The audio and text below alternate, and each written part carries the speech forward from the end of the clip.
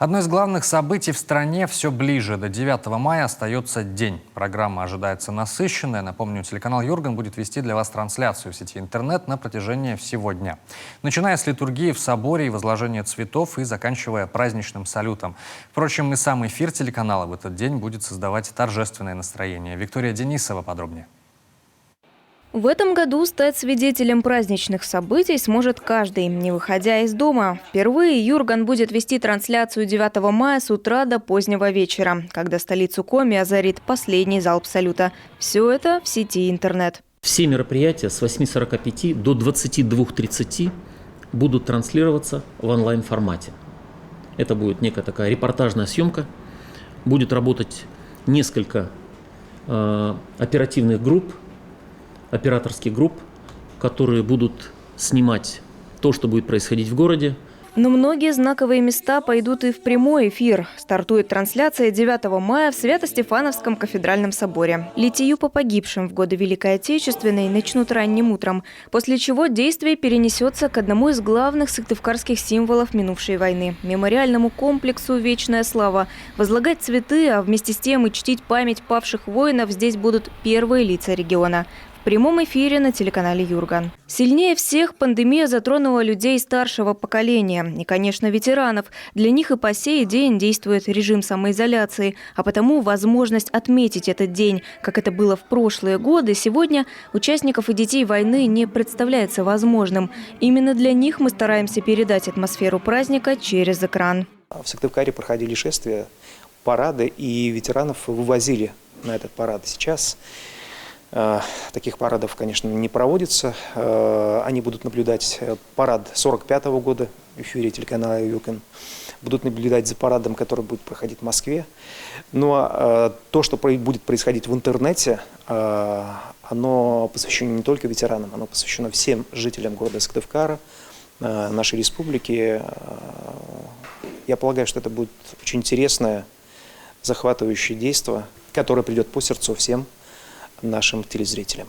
После специального выпуска новостей с торжественного возложения цветов сразу в эфире «Герои. История подвига» о реальных бойцах из Коми, которые воевали в Великой Отечественной войне. После еще одна история в программе «Мия Ньюс». А далее уникальные архивные кадры самого первого парада Победы 1945 года.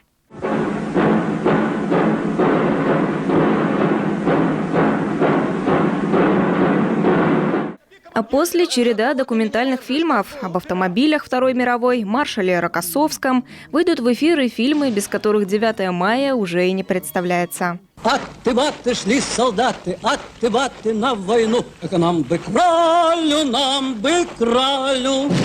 Нам бы кралю,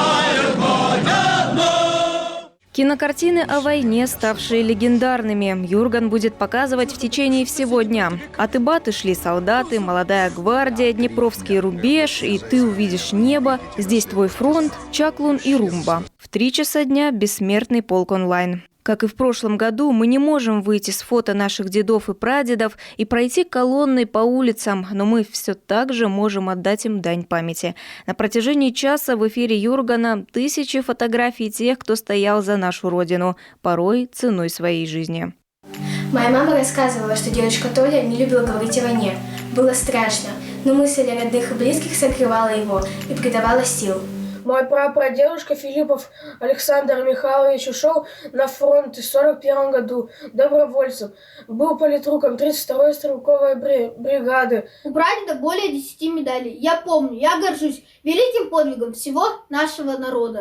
А в 7 вечера все мы на минуту замолкнем. Светлой памяти павших в борьбе против фашизма. Минута молчания. После еще одна история о героях в программе «28-я Невельская дивизия». А дальше специальный выпуск новостей.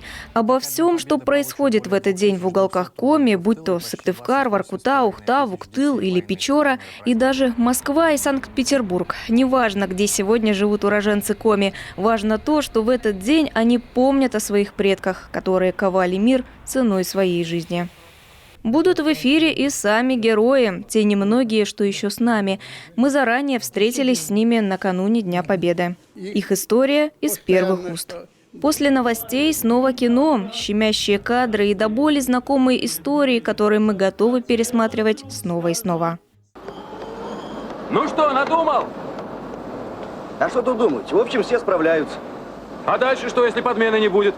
Эвакуированные едут? Да ехать они едут, да никак не доедут. Застряли они. Войска идут на фронт без всякой очереди по 2 колеям.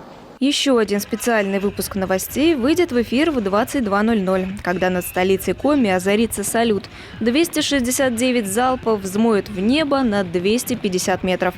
И неважно, кто и где живет, может ли выходить из дома или опасается за свое здоровье, посмотреть на взрывающиеся в небе искры огня сможет каждый. Так, будто он видит это своими глазами. Виктория Денисова, телеканал Юрган.